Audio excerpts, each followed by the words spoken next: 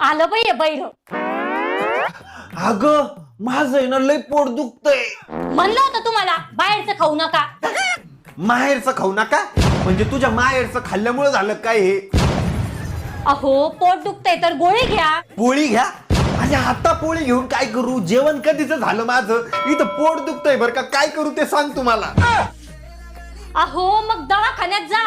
कारखान्यात जा. तर कारखान्यात जाऊन काय करू मी? त्यांनी काय पोट दुखायचं थांबणार आहे का माझं?